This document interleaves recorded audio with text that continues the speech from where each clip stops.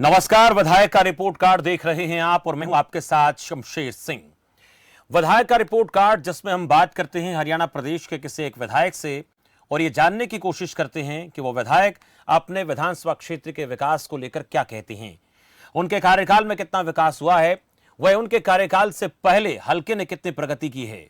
विधायक का report card में आज हमारे साथ हैं बेरी विधानसभा क्षेत्र से कांग्रेस विधायक रघुवीर कादयान।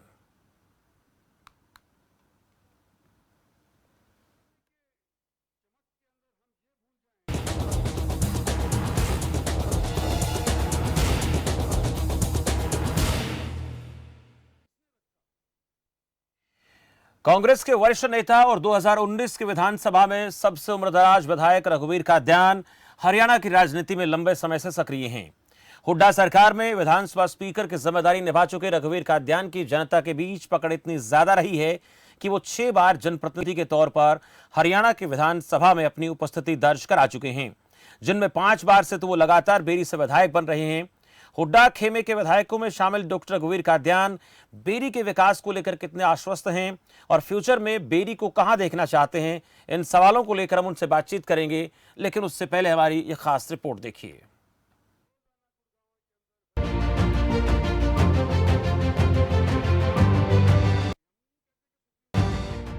हरियाणा की 90 विधानसभाओं में से एक बेरी विधानसभा रोहतक लोकसभा क्षेत्र के अंतर्गत आती है, जिसका जिला झज्जर है। बेरी विधानसभा सीट पर फिलहाल कांग्रेस का कब्जा है। कांग्रेस के रघुवीर कादयान लगातार 5 बार से बेरी सीट से जीत दर्ज करते आ रहे हैं। साल 2000 से लेकर 2019 के विधानसभा चुनाव तक रघुवीर कादयान नॉट आउट हैं। 2019 के विधानसभा चुनाव में रघुवीर कादयान ने बीजेपी प्रत्याशी विक्रम कादयान को 12,952 वोटों से हराया। वहीं 2014 में उन्होंने निर्दलीय उम्मीदवार चतर सिंह पहलवान को 4,493 वोटों से शिकस्त दी। बेरी विधानसभा सीट पर कांग्रेस का दबदबा ज्यादा रहा है।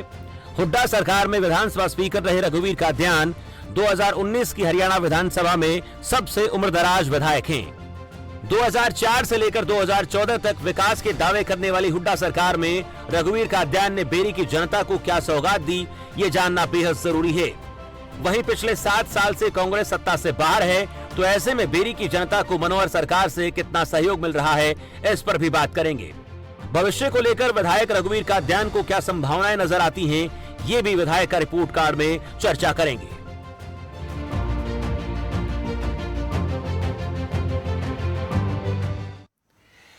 तो बेरी विधानसभा क्षेत्र के विकास को लेकर खुद डॉक्टर रघुवीर कादयान क्या सोचते हैं और इन 7 सालों में, हालांकि वो खुद सत्ता में नहीं है लेकिन भारतीय जनता पार्टी की सरकार रही है 5 साल और उसके बाद अब गठबंधन सरकार है, इन 7 सालों में बेरी हल्के को सरकार की तरफ से मिला क्या और वो समय समय पर किन किन मुद्दों को लेकर विधानसभा में बेरी हल्के की आवाज को उठाते रहे, इनको लेकर बातचीत करेंगे। लेकिन उससे पहले हम स्वागत करते हैं और ये भी जानना चाहेंगे कि इलाके के लोग क्या कहते हैं। कादयान साहब, बहुत बहुत स्वागत है आपका खबर फास्ट के इस खास कार्यक्रम में। शुक्रिया। रघुवीर कादयान जी, आपसे बातचीत करेंगे लेकिन उससे पहले आपके हल्के के कुछ लोगों की तरफ से रिएक्शन सामने आए हैं, जरा वो सुन लेते हैं क्या कहना चाहते हैं। इतनी समस्या है इसमें दुकान में पानी बढ़ जाए, कई बार तो निकालना पड़ा है। सबसे बड़ी समस्या एग्जाम की सबसे बड़ी समस्या हो रही है, कोई कुछ नहीं कर रहा क्या। अच्छा, हाँ, विधायक से भी आकर देखते ही नहीं मारे। हमने नुआ नहीं मेरा पार्ट तक कौन की हो रहा। 5 सालों में 5 योजना होगी इतना लगातार बनते, कोई समाधान नहीं किसी चीज का, न पानी का, न बिजली का, न गंदगी का, न पानी की निकासी है बरसात की। और जो कमेटी के सामने दौड़ है उसका गंदा पानी और कूड़ा डालते हैं वहाँ, इससे बीमारी फैलने का खतरा है। एक तो ये दुदाना मोड़ से लेकर और हाई स्कूल वहाँ से तक ये रोड सारा कुछ क्या बढ़िया, गाड़ी वाले समस्या बहुत ज्यादा, ये भीड़ भड़का ज्यादा रहा है। और एक ये बाथरूम का पीछे ये प्रधान जी ने क्या ढंग बनवाया था, ये सारा ऊपर तक टपकने लग रहा है और सफाई नहीं होती अच्छी तरह से। ये समस्या मैंने और शिविर है जो गांव के अंदर वो 2 बदल हैं, उनका ये नहीं पता भाई निकासी कहाँ हो रही है, हर महीना 2 महीना में ब्लॉक है। हम चाहते हैं कि हमारे बेरी हॉस्पिटल गांव पूरे हल्के का बड़ा हॉस्पिटल है, लेकिन नहीं यहाँ अल्ट्रासाउंड है, एक्सरे है खाली। इसमें सुविधा पूरी हो ताकि हमारी जनता को यहाँ परेशान ना होना पड़े और यहीं पर हमारा अच्छी तरह से इलाज हो सके और अच्छे डॉक्टर हों। आप एक स्टेडियम ते अंदाजा लगा लो, आज तक 7-8 साल पहले जो कांग्रेस सरकार में स्टेडियम बनाया बेरी में, वो बहुत बढ़िया स्टेडियम बनाया था, पर आज उसकी इतनी खस्ता हालत हो रही है कि आज वहाँ पर पेंट भी नहीं हो रहा। उनका नया बस स्टैंड बनागा, नया बस स्टैंड बनागा, 7-8 साल हो लिए उसका वेट करते, पर कुछ नहीं बना है। न्यू कॉलेज का झूठा दिलासा दे रखा था, कॉलेज बनाओगे छोरिया खातर, तो कॉलेज भी नहीं बना है। दिन ब दिन क्राइम बढ़ने लग रहे हैं बेरी में। सरकार ना हमारी या एक हाथ जोड़ के रिक्वेस्ट है सरकार से कि एक बार बेरी ने भी संभालो। ये नहीं है कि दूसरी पार्टी का एमएलए है तो बेरी की जनता ने मत देखो, जनता तो है, इस देश की जनता है, एक बार हमने भी देखो, हमारे क्या भी देख लो। पिछले दिनों पिछली योजना में सीएम साहब आए थे, हमने महिला कॉलेज संघर्ष समिति बना के आसपास के 18 गांवों के सरपंचों से मांग पत्र सीएम साहब के टेबल पर रखवाया था। सीएम साहब ने खुद हाँ भरी थी, उसके बावजूद मना कर दिया। क्या कहें क्या ना कहें, हमारी बेरी के बहुत बुरे हालात हैं। विधायक जी कोई काम करवाना चाहते हैं लेकिन कहते हैं बोले भाई ऊपर तो विपक्ष की सरकार है, और ये सच्चाई है। ये लोग कुछ भी धरातल पे कहीं कोई काम नहीं है। तो सरकार की कमी मानते हो या विधायक की कमी मानते हो? देखो जब इसमें तो सरकार या विधायक, हम तो विधायक जी से मांग कर सकते हैं, उनके पास भी होता है कि भाई ठीक है करवावांगे, लेकिन ऊपर से ग्रांट नहीं आती। आप किसी भी चीज़ को देख लो, हमारे यहाँ बिजली का है, पानी का है, पानी की सप्लाई एक दिन आती है एक दिन नहीं आती, बिल पूरा लेते हैं। बिजली के हैं, बीच बीच में बहुत बुरे हालात हो गए थे, बीच में थोड़े सुधरे थे, अब दोबारा फिर से वैसे ही हालात हैं। हॉस्पिटल है उसकी यही हालात है, बिल्डिंग बनी हुई है लेकिन बिल्डिंग में उस लेवल का स्टाफ नहीं है जिस लेवल का यहाँ बेरी में चाहिए। मंडल है, और उसके बाद जो सीवरेज व्यवस्था है उसका बिल लिया जा रहा है, लेकिन कहीं भी खुद महकमे के पास ये नक्शा तक नहीं है किस गली में सीवर है और किस में नहीं है। हॉस्पिटल की बिल्डिंग कोई ज़्यादा पुरानी नहीं है, 10-15 साल हुए होंगे, 20 साल हो गए होंगे, वो इतनी जर्जर हालत हो चुकी उसकी। ऊपर का तो शायद सबसे ऊपर का टॉप फ्लोर वो रिपेयर करवाया गया है, और हालात ये हैं कि आज भी बेरी में किसी प्रकार की कोई सुविधा नहीं है। तो कुछ लोगों की तरफ से ये बातें निकलकर सामने आए हैं कि इस इलाके के लोगों को कौन कौन सी ऐसी ज़रूरी चीज़ें हैं जिनको लेकर समस्याओं का सामना करना पड़ रहा है। ये भी बातचीत करेंगे कादयान साहब से, और ये भी आज बातचीत हम करने वाले हैं कि सरकार से उन्हें, हालांकि सरकार एक बात कहती है सबका साथ सबका विकास सबका विश्वास, उसमें बेरी को क्या सौगात मिल रही है ये भी जानेंगे। और आने वाले जो कुछ साल अभी बाकी हैं, लगभग 3 साल बाकी हैं सरकार के इस योजना का, इस 2019 विधानसभा के इस कार्यकाल के, उन 3 सालों में उन्हें क्या क्या चीज़ें अपने हल्के के लोगों के लिए चाहिए और भविष्य में कैसा बेरी हल्के को देखना चाहती हैं भी बातचीत करें। कादयान साहब, एक बार फिर से आपका स्वागत है। आपने लगभग सभी लोगों को सुना, जिसमें बात कर रहे हैं अस्पताल में मशीनों की दिक्कत है, अस्पताल में स्टाफ की दिक्कत है, पानी की निकासी की समस्या भी लोग बता रहे हैं, जल निकासी की समस्या, सीवर लाइन को लेकर भी लोग बात करते नजर आ रहे। स्टेडियम को लेकर भी आपने सुना कि उसका अभी जो है काम तैयार तो हो चुका बहुत पहले आपके सरकार के कार्यकाल में, लेकिन अभी हालत बहुत ख़राब है। अस्पताल की बिल्डिंग को लेकर भी लोग बात कर रहे हैं। इसके साथ साथ लोगों का ये भी कहना है कि क्राइम जो है वो लगातार यहाँ पर बढ़ रहा है। हालांकि चीज़ें आपके सामने भी आ रही होंगी, लेकिन फिर भी हमने जनता की तरफ से आपको सुनवाने की कोशिश की। इनको लेकर रिएक्शन आपका क्या है? सबसे पहले और आज चैनल के जो व्यूअर हैं, आपके चैनल को जी मेरी हल्की की 25 बरादरी के प्रदेश के लोगों को मैं दशहरा की बहुत बहुत शुभकामनाएं देता हूँ जी। और आपके चैनल का जो एफर्ट है विधायक का रिपोर्ट कार्ड जी, इस स्टेप को भी मैं आपका एक बहुत ही जो जर्नलिज्म में एक बढ़िया जो बोल्ड एक स्टेप है आपके चैनल का जी कि आप जो है कम से कम जो है सच्चाई दिखाने की जो है जनता को कोशिश कर रहे हो जी। इसमें जहाँ तक बात ये आपने जो दिखाया है इसमें बेरी में तकरीबन 52 पंचायत है, एक कमेटी, तो बेरी शहर के 3-4 लोग आपने दिखाए थे। इसमें 52 लोगों का मतलब कोई उनकी गांव की सिचुएशन क्या है, किस तरह से क्या हालात हैं, किस तरह, तो मैं बताऊंगा ये बात जी। आपने जैसे कहा कि जैसे मैं लंबे समय से इस हल्के का प्रतिनिधित्व कर रहा हूँ और मैं बेरी हल्के की 36 बिरादरी का बड़ा एहसानमंद हूँ और उनका कर्ज मेरे सिर पे है बहुत ज्यादा जी। क्योंकि इतने लंबे समय तक मैं हरियाणा प्रदेश में सबसे सीनियर होने के नाते और जितना लोगों ने मेरा साथ दिया है, मैं उनका हृदय की गहराइयों से बड़ा शुक्रगुजार हूँ।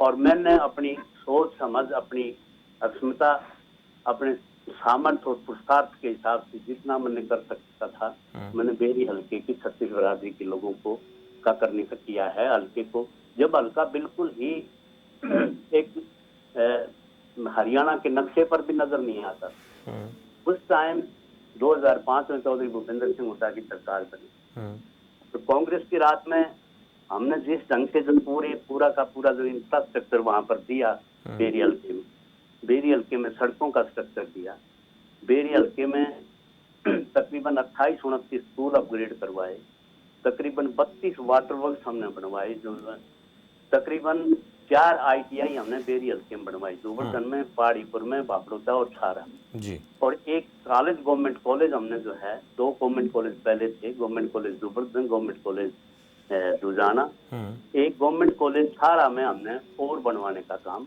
उस टाइम किया था। एजुकेशन का structure, technical structure, water works का स्ट्रक्चर, 12-13 हमने कैनाल जो है एक्सटेंड करी थी और 24 के करीब ड्रेन बनी थी, जो मतलब वाटर लॉगिंग एरिया को जो है वो उसका समाधान करने के लिए। इस तरह से हमने जो है ना हर चीज में, और बेरोजगारी को दूर करने के लिए भी वहाँ बहुत लोग मतलब काबिल लड़के जो थे उनको नौकरियां भी मिली और हर तरह से किसान को जो है 15 दिन नहर चलती थी, पानी वाटर लॉगिंग थी नहीं, किसान भी खुशहाल था, मजदूर भी, व्यापारी भी, और हर आदमी जो है उस टाइम जो है 10 साल के टाइम पे हमने कानून व्यवस्था भी दी। मतलब इतने में जो है आप उनकी काउंटिंग करो कितने कामों की, तो एक बेरी हल्का जो है वो हरियाणा के नक्शे पर हमने लाने का काम किया था जी। और उसके बाद जिस जैसे मतलब ये मैं बताऊं, हमारे जो प्रोजेक्ट थे 12-13 तो हमारे कम्युनिटी सेंटर, जो सैंक्शनड कम्युनिटी सेंटर, उनकी बजट उनका अप्रूव हो चुका था। अब गांव में आप जाओ, बड़े गांव या बेरी में जाओ आप, किसी परिवार का बरसात आ जाती है, शादी ब्याह के लिए, उसके सामाजिक कोई फंक्शन करना है, उसके लिए कोई उसको वो वहाँ नहीं है। हमने कम्युनिटी सेंटर का प्रावधान किया था बड़े बड़े गांव में, माजरा में, जोबरगन में, बेरी में, डीगल में, गोछी में, बरहाना में, बापड़ौदा में, खरर में, मातन में और छारा में, दुलेड़ा में, दाबोदा, इस तरह से ड्रोद में, बहुत गांव में हमने कम्युनिटी सेंटर वो उन्होंने नहीं बनवाए उसके पास जब इनका राजा। बाईपास हमने सैंक्शन थे, हमारे बाईपास हमारा जो है मातन का बाईपास था, छारा का बाईपास था और आपका जी जो है बेरी का पेरिफेरल जो है बाईपास था, पूरे बेरी का चारों तरफ से। जोबरगन का बाईपास भी था, डीगल का भी था और बरहाना का भी। इस तरह से नहीं, आवाज गई जी, सुन रहा हूँ। तो इसमें मैं आपको बताऊं, इस तरह से बाईपास थे जो बड़ी कंजेशन, जैसे बेरी के बाईपास बड़ा भारी कंजेशन है, ट्रैफिक का जाम लगते हैं साइकिल के, वो हमने मतलब उसके बाद जिस ढंग से हमने बेरी में कम्युनिटी सेंटर की थी, राउंड अबाउट जो है उनकी ब्यूटिफिकेशन की थी, 2 हर्बल पार्क थी, एक पॉलिटेक्निक कॉलेज हमने बेरी में सैंक्शन करवाया था, फाउंडेशन रख दिया था, वो भी एक ईंट वहां पे नहीं लगी। तो इसके बाद जिस ढंग से मतलब इस 7 साल में जो पुराने प्रोजेक्ट थे वो इन्होंने कैरी आउट नहीं करे। आप खुद कह रहे हो कि सबका साथ सबका विकास, सबका साथ सबका विकास नाम की कोई चीज हरियाणा में नहीं। ये बड़ी कादयान साहब, आप अब सवाल उठाते हो विधानसभा के पटल पर इन तमाम चीजों को लेकर, क्या जवाब मिलता है वहां से? सरकार की तरफ से क्या रिएक्शन आते हैं ये बात तो आप भी रखते होंगे वहां उनके सामने जब सरकार अभी की तरफ से आप पूछना, मतलब मेरे 7 साल का रिकॉर्ड आप निकाल के मैं दूंगा आपको, आप देखोगे उनका कोई जवाब, किसी तरह का कोई जवाब वहां नहीं मिलता। ये सरकार गूंगी भी है, बहरी भी है और ये अनुभवहीन भी है। इन लोगों को कोई किसी तरह का कुछ नहीं पता कि हरियाणा प्रदेश में जब सबका साथ सबका विकास की बात आती है तो विपक्ष के विधायकों के साथ क्यों डिस्क्रिमिनेशन, किस लिए दुभांत हो रही है, किस लिए भेदभाव हो रहा है। पूरे विपक्ष के जितने विधायक उनके साथ बड़ा भारी भेदभाव हो रहा है। आप देखो 2016 में मुख्यमंत्री जी आए थे, उनको एक डिमांड चार्टर दिया था, मांग पत्र दिया था। उन मांगों में एक मांग भी आज तक पूरी नहीं हुई। वहां पर मुख्यमंत्री जी 2016 में मतलब लड़कियों का कॉलेज के मैं बनाऊंगा यहाँ, वो जो है मतलब उसका वो करके आए थे, वायदा करके आए थे। उसके बाद उस टाइम के मुख्य शिक्षा मंत्री मेरे दोस्त भी हैं, मेरे साथ मंत्री रहे हैं 1987 में, रामविलास शर्मा जी। रामविलास शर्मा जी गए थे बेरी, उन्होंने पंडित भगवत दाल के नाम से घोषणा करी थी कि वो कॉलेज जो मुख्यमंत्री जी जो वायदा करके गए हैं मैं बनाऊंगा। मैंने विधानसभा में उठाई, 2016 से आज तक जितने उनमें उठाई, कोई वहां पर कॉलेज बनाने की थी। पूरे इलाके में 7 साल से एक ईंट लगाने का काम नहीं हुआ, एक ईंट। ये इस तरह से जैसे आप बात कर रहे हैं कि आपने कहा कि मैंने बातें उठाई, लेकिन ऐसे जो आरोप हैं वो भूपेंद्र सिंह हुड्डा की सरकार थी वहां भी लगते रहे। ये आरोप लगता रहा कि चाहे रोहतक के आसपास का जो इलाका है सिर्फ उसी में विकास हो रहा है। ये सब चीज़ें भारतीय जनता पार्टी की तरफ से, विपक्ष के लोगों की तरफ से कहा जाता रहा और अब उसी तरीके के आरोप भारतीय जनता पार्टी पर लग रहे हैं, जैसे कि आप बेरी विधानसभा की बात कर रहे हैं। नहीं, इसमें मैं आपको एक बात बड़े विश्वास और भरोसे से और बड़ी मतलब जिम्मेवारी से एक बात कहूंगा कि भूपेंद्र हुड्डा के राज में 90 हलकों का 36 बरादरी का एक समान मतलब विकास, हर तरह का विकास जी। उस टाइम किसान भी खुशहाल था। आज आप देखो किसान जो है वो सड़कों पर, जिस ढंग से मतलब लॉकडाउन के टाइम में रात के अंधेरे में जिस तरह से एक अध्यादेश लाया गया और उस अध्यादेश के खिलाफ मैं इस पे बात करूंगा आपसे कादन साहब, विकास किसान को लेकर बात करूंगा आपसे, किसान को लेकर भी बात करूंगा। लेकिन देखिए अभी जो मैं देख रहा हूं तस्वीर, अपनी हरियाणा विधानसभा की तस्वीर देख पा रहा हूं, उसमें ज्यादातर जो विधायक है मुझे वहीं से नजर आते हैं जहां से विकास को लेकर आरोप लगते हैं हुड्डा सरकार पर कि यहां ज्यादा हुआ। बाकी अगर मैं और हरियाणा की बात करूं तो वहां पर ना तो परफॉर्मेंस 2014 में अच्छी रही और ना 2019 में। अगर थोड़ा सा वहां पर और आप लोगों को सहयोग मिल जाता तो इस बार हो सकता है सरकार कांग्रेस पार्टी की होती 2019 में। नहीं, ऐसा है जी, इसमें वो तो एक पॉलिटिकल बातें हैं, किसकी होती ना होती जी, मतलब उसमें वो तो उस पर तो हम नहीं जाएंगे उसमें। लेकिन मैं तो बात आपकी कि भाई बेरी हल्के में जो काम हुए जी, और उसके साथ साथ आपने जैसे कहा कि भैया आपके ऊपर भी इल्जाम लगे हैं कि आपने, हमने जो है हुड्डा सरकार में 90 हलकों के 6,145 गाँव है प्रदेश में जी। हर गांव में पक्की सड़कें थी, बिजली का प्रावधान था, हर गांव में इंफ्रास्ट्रक्चर था, हर गांव में मतलब जिस ढंग से मतलब मेरिट पर नौकरियां मिलती थी, कानून व्यवस्था था, किसान जो है अपनी फसल मंडियों में बेचता था। जिस ढंग से जो मंडियों में दुर्गति हो रही है किसान, जिस ढंग से डीएपी खाद के लिए दर की धोख से खाता पड़ा है। हम कोई इल्जाम लगाने के लिए इल्जाम नहीं लगा रहे, ना मेरा स्टेचर है कि मैं इल्जाम लगाऊंगी जी, ना मेरा वो कद है, मतलब जिस हिसाब से सीनियरिटी के हिसाब से कि भाई मैं वो तो कोई बात किसी को मतलब क्रिटिसाइज करने के लिए क्रिटिसाइज करूं। नो, मैं जो है बड़े जिम्मेवारी के साथ ये बात कह रहा हूं कि ये सरकार जो है अनुभवहीन सरकार है। जिस ढंग से आप सारे देखो, किसान सड़क पर है, आपकी व्यापारी जो है दुकान पर खाली हाथ बैठा है, मजदूर साहब एक अहम सवाल, जैसे आपने बात कही, मैं किसानों को लेकर भी एक अहम सवाल पूछूंगा आपसे।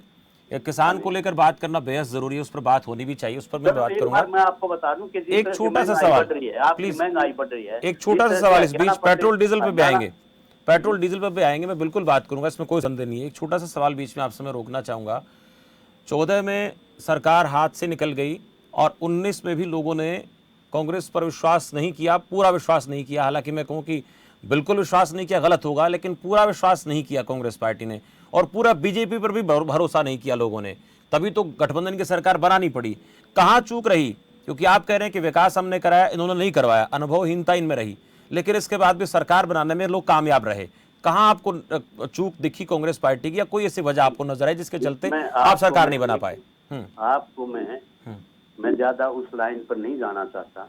जिस ढंग से एग्जिट पोल आया, जिस ढंग से चुनाव के डे, जिस दिन वोटिंग हो रही थी जी, उस दिन एक चैनल ने 82 सीट बीजेपी की दिखाई। जिस ढंग से 75 पार, जिस तरह अगर गवर्नर रूल होता हरियाणा में तो कांग्रेस की 70 सीट आती। मैं बड़ी विश्वास और भरोसे के साथ ये कह सकता हूँ। जिस ढंग से मतलब मैनिपुलेशन हुई, आपको भी पता है सारा, you know very much this thing, कि जिस ढंग से मतलब लोगों के साथ चीटिंग हुई, लोगों के साथ जिस ढंग से सरकारी मशीनरी का दुरुपयोग हुआ, जिस ढंग से मीडिया का दुरुपयोग किया गया, जिस ढंग से चाहे इलेक्ट्रॉनिक मीडिया था चाहे प्रिंट मीडिया था, जिस ढंग से बीजेपी, मैं एक बड़ी जिम्मेवारी के साथ कह रहा हूँ, मेरे पास मतलब सबूत भी है इस बात के, कि जिस ढंग से मतलब सारी मैनिपुलेशन और वो करी गई, उस ढंग से मतलब आम आदमी जो है वो मतलब उस इनके चक्कर में आया और कांग्रेस की जो सरकार बननी थी वो नहीं बन पाई। क्योंकि हुड्डा साहब का जो कद है वो आज आप देखो पूरे प्रदेश में 36 बरादरी के लोग एक चेहरा है, पूरे प्रदेश में इसकी तरफ हरियाणा प्रदेश देख रहा है कि कांग्रेस पार्टी और भूपेंद्र सिंह हुड्डा की तरफ देख रहा है। तो आने वाला टाइम जो है इस लाइन पर जिस ढंग से अच्छा, किसान आंदोलन को लेकर बात करेंगे, आपसे जानना चाहूंगा। आरोप लगता है आप पर कि ये सब कुछ कांग्रेस की तरफ से प्रायोजित किया जा रहा है, इसके चलते ये किसान बैठे हैं। असल में तो किसान नहीं है, ऐसे आरोप लगते हैं, और किसान तो खेत में काम करता है। ये सरकार कहती है, सरकार के लोग कहते हैं, बीजेपी के लोग कहते हैं। देखो इसमें ऐसा है जी, नाच न जाने आंगन टेढ़ा। आप डे वन से क्या जरूरत थी कृषि कानूनों के बारे में अध्यादेश लाने की, क्या जरूरत थी? मैं आप क्या मतलब रात के अंधेरे में लॉकडाउन में मतलब अध्यादेश लाया गया और उसके जब बिल ले आते, लोकसभा में पास करवाते, डिस्कशन होता, बगैर डिस्कशन के जिस ढंग से पास करवाए गए हैं। मतलब आज जिस देश में, जो देश डेवलपिंग कंट्री है, पूरी दुनिया इस बात को देख रही है कि रूलिंग पार्टी कहती है ये किसानों के हित में है जी, और किसान ये कहता है कि ये मेरे हित में नहीं है। और ना मैं किसी राजनीतिक पार्टी से कोई जुड़ा हुआ हूँ, ना मैं राजनीतिक पार्टी को मंच साझा करने देता हूँ, है जी। उनको जिस ढंग से मतलब उनके मतलब ये सारा पूंजीपतियों के फायदे के लिए जिस ढंग से मतलब ये सरकार कैपिटलिज्म की तरफ जा रही है, और जिस ढंग से पूंजीपतियों को फायदा पहुंचाने के लिए, एक किसान को उजाड़ने के लिए, उसकी पीढ़ी को उजाड़ने के लिए, किसान खुद कहता है डेवन कि ये मेरे मौत का फरमान। जब उसकी मौत का फरमान है, जब आपके लिए कोई कानून बना है और आप कहते हो मेरे हक में नहीं है, तो मैंने वापस ले लेना चाहिए। ऐसी कौन सी मजबूरी है? ठीक है कादयान साहब, एक और अहम सवाल आपसे, ये आपने बातें की किसान को लेकर और कृषि कानूनों को लेकर, एक और अहम सवाल आपसे पूछूंगा मैं। बेरी हलके को ऐसा कौन सा प्रोजेक्ट चाहिए? देखिए रोजगार एक बड़ा मसला है, इंडस्ट्री यहाँ पर है नहीं, यहाँ पर ऐसा कोई एक ऐसा हब बनना चाहिए क्या? चाहे वो खेती के लिहाज से देखें क्योंकि यहाँ पर किसान बहुत ज़्यादा हैं, या फिर इंडस्ट्री को लेकर बात करें, युवाओं को काम मिलना चाहिए। क्या चीज़ ऐसी होनी चाहिए इसमें सरकार किसी की हो, वो प्रोजेक्ट यहाँ पर लगना ही चाहिए? इसमें ऐसा है जी, एक तो हमारा जो है गवर्नमेंट कॉलेज बेरी में लड़कियों का बनना चाहिए। एक ईगल में एक कॉलेज की डिमांड है जी। एक हमारा पॉलिटेक्निक उसमें बनना चाहिए। और जहाँ जहाँ जिस ढंग से मतलब इसमें इंडस्ट्रियलाइजेशन का है, जो मतलब क्योंकि ये एनसीआर के उसमें आता है और इसमें केएमटी भी साथ पड़ता है, तो इंडस्ट्रियलाइजेशन, इंडस्ट्री खुद एट देयर ओन, मतलब उद्योगपति आ रहे हैं यहाँ जी। हमारे जैसे सांपले की तरफ से बनाना शुरू होता है, या जिस ढंग से बेरी हल्के में इंडस्ट्रियलाइजेशन हो रही है थोड़ी अपने आप, तो उसमें क्योंकि ये एनसीआर के भी नजदीक है और ये जिस ढंग से मतलब केएमपी के भी साथ है, और जिस ढंग से तो यहाँ इंडस्ट्रियलाइजेशन हो ताकि मतलब लोगों को रोजगार भी मिले और काम धंधे भी मिले। क्योंकि यहाँ हमने उस लाइन पे 4 ITI इसलिए खोले हैं कि इसमें ट्रेड जितने हैं उसमें चाहे वेल्डर है, प्लम्बर है, उसमें इलेक्ट्रिकल उसके हैं, उसमें हमने अलग अलग ट्रेड दिए हैं जो कि वहाँ, यानी यहाँ पे इंडस्ट्री होंगी और जो ITI में लोग, चाहे पॉलिटेक्निक की बात हो या पर ITI की बात हो, वहाँ से स्किल डेवलप होगा और यहाँ के युवाओं को रोजगार मिलेगा। कादयान साहब, ये आप बात कहना चाहते हैं? कादयान साहब, बहुत बहुत शुक्रिया आपका। इस मैं रोकूंगा आपको जी। एक हमारा लकड़िया में जी लकड़िया गांव है, उसमें बफेलो रिसर्च सेंटर था। उसकी बिल्डिंग डैमेज होगी। 6 एकड़ 8 एकड़ 6-7 एकड़ जमीन है उसमें, और उसमें जिस ढंग से वो तकरीबन 10-12 करोड़ की जमीन, 4 करोड़ की उसमें बिल्डिंग बना दी, पहले उसमें थाना खोल दिया जी। वो जो है बफेलो का धर्म पलाजम, क्योंकि वहाँ एयरपोर्ट नजदीक है, और यहाँ ये बेल्ट जो है ये बफेलो धर्म पलाजम की मतलब वो है। यहाँ मतलब वो सेंटर जो है वो तो आपके माध्यम से मैंने विधानसभा में होता है जी। इसको शुरू करना चाहिए, ताकि जो किसानों का जो साइड बाय प्रोफेशन है कि वो पशुपालन, वो उससे भी अपना उसमें अपनी आमदनी जो है वो बढ़ा सकें, और इस तरह से किसान जो है बिल्कुल इस तरीके से किसान की आमदन बढ़ जाएगी। वो भी सेंटर स्थापित होना चाहिए प्रॉपर तरीके से, और किसान के लिए जो लागत है वो भी कम होनी चाहिए। खाद को लेकर आपने सवाल उठाया, उसको लेकर भी काम करना चाहिए, और कृषि कानूनों को लेकर भी आपने कहा कि ये नहीं लागू होने चाहिए थे, ये क्यों सरकार लेकर आई। और इसके साथ साथ आप ये बात कर रहे हैं कि हमने जो कामकाज कराए उनको प्रॉपर तरीके से सरकार आगे नहीं बढ़ा पाई। बहुत बहुत शुक्रिया कादयान साहब हमसे बातचीत के लिए, चर्चा में जुड़ने के लिए। तो रघुवीर कादयान से बात कर रहे थे, बेरी विधानसभा क्षेत्र से लगातार 5 बार से विधायक बन रहे हैं, और उनका यही कहना था कि हमारी सरकार के दौरान यहाँ पर अच्छे काम हुए विकास के, लेकिन अब हमारे हल्के के साथ भेदभाव किया जा रहा है। अब इस प्रकरण को लेकर हम सरकार से भी सवाल पूछेंगे कि बेरी हल्के के विधायक की तरफ से बात कही गई है, इसमें सच्चाई कितनी है, और सरकार बेरी के विकास को लेकर क्या सोचती है, ये बातें सरकार से पूछी जानी चाहिए। फिलहाल इस खास कार्यक्रम में इतना ही। आप देखते रहिए खबर फास्ट। नमस्कार।